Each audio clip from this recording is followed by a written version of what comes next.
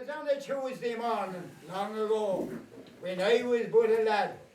Sure, me auntie had some fowl to sell, which made me very glad. I liked the chicken market, but there was always lots of gas. So I set off brave and early for the loan of DOOLEY'S.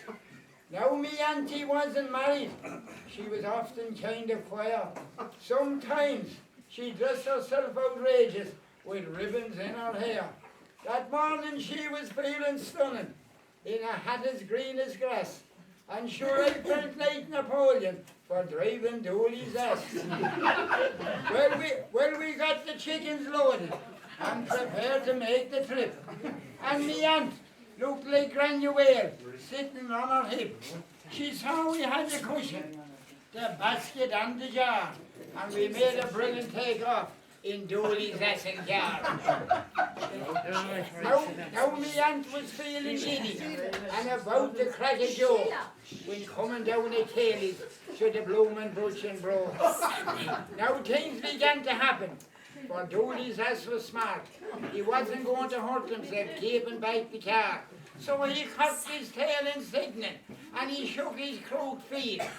Started doing 50 with the bit between his teeth. Me auntie turned purple and she grabbed the donkey's tail. And I felt a kind of sickish, for me heart began to fail. The chickens started squawking, and the black hen laid an egg, and the bloomin' reins got knotted and twisted round me leg. The gravel started flying like lumps of broken glass. Sure, I thought that death was very near ahead of DOOLEY'S. The bushes they were racing like showers of driving rain, and the trees were like poles you'd see when travelling in a train. No racing car or comet could possibly surpass the speed that generated in the feet of DOOLEY'S. Me auntie took the crane. She held the dismal sight. She moved her lips in prayer. She was quite resigned to die. God help us all, she murmured, to see his holy will. And I could see the turtle at the foot of Kelly's hill. but Lady Luck was smiling that chicken market day, for Kelly's gate was open where the lads were drawing hay. Sure, me eyes were all a-goggle and me brain was in a fog, and we shot like Mick the Miller through the gate of Wise's bog. Well, it slowly dawned upon me that I wasn't really dead. Sure, me legs they felt like rubber, I had a singing in me head. Me auntie's face was turned like a queen to heaven gazing, and the hens were looking scareways, and DOOLEY'S was great. well, the joy of life is glorious when you've had a narrow shave. We got out upon the road again with spirits bright and brave. The voyage was uneventful till coming near the town. Me auntie spied the blocker in the distance coming down. Now the blocker had his eye upon me auntie long ago. Sure to say she let him down because he let his whiskers grow. she knew his Uncle Martin and all his crafty tricks.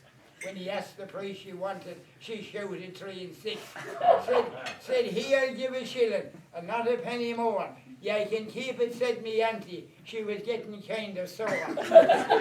Now the World War was raging, and a terror walked the seas.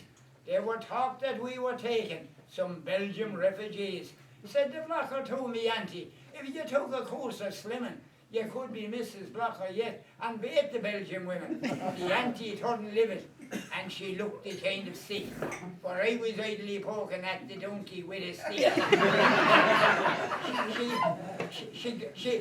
She grabbed the stick in fury and administered a whack that sent the blocker reeling with a hump upon his back. Her eyes were pools of brimstone, neath the hat as green as grass, and says she, before I'd have you, I would marry DOOLEY'S.